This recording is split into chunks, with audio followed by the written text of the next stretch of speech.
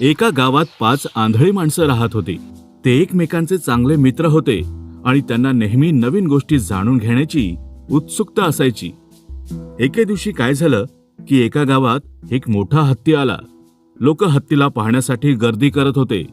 त्या आंधळ्या माणसांनाही खूप उत्सुकता वाटत होती की हत्ती कसा दिसतो, त्याची रचना कशी असते.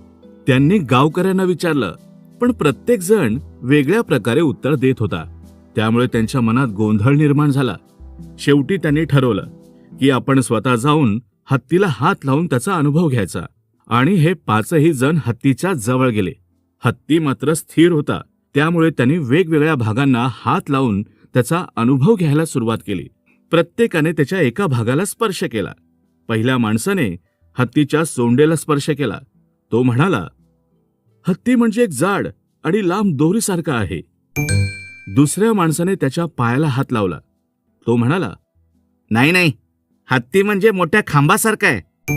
तिसऱ्या माणसाने त्याच्या कानांना हात लावला आणि म्हणाला, तुम्ही दोघं चुकीचं म्हणत आहात. हत्ती म्हणजे मोठ्या पंखांसारखा आहे. चौथ्या माणसाने हत्तीच्या शेपटीला हात लावला.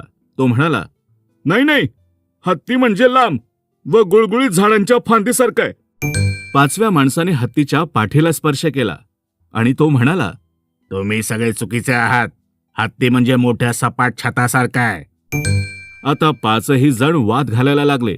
प्रत्येकाला वाटत होतं की फक्त त्याचंच उत्तर बरोबर आहे. वाद एवढा वाढला की गावकरी सुद्धा हे पाहण्यासाठी जमले. शेवटी एक ज्ञानी माणूस पुढे आला.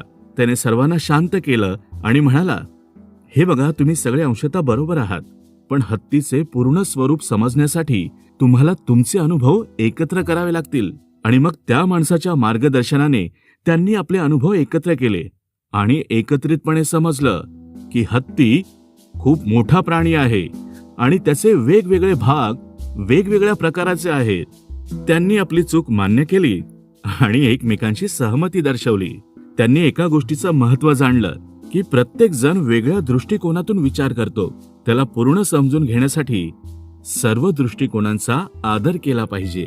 आणि त्या वेळापासून त्यांनी कोणत्याही गोष्टीवर वाद घालण्याऐवजी एकमेकांचं ऐकून समोपचाराने निर्णय घेण्याची सवय लावली. त्यांच्या या समंजसपणामुळे ते गावात आदराने पाहिले जाऊ लागले. प्रत्येक गोष्ट वेगवेगळ्या दृष्टिकोनातून पाहिल्यास आपल्याला तिचं पूर्ण सत्य समजतं.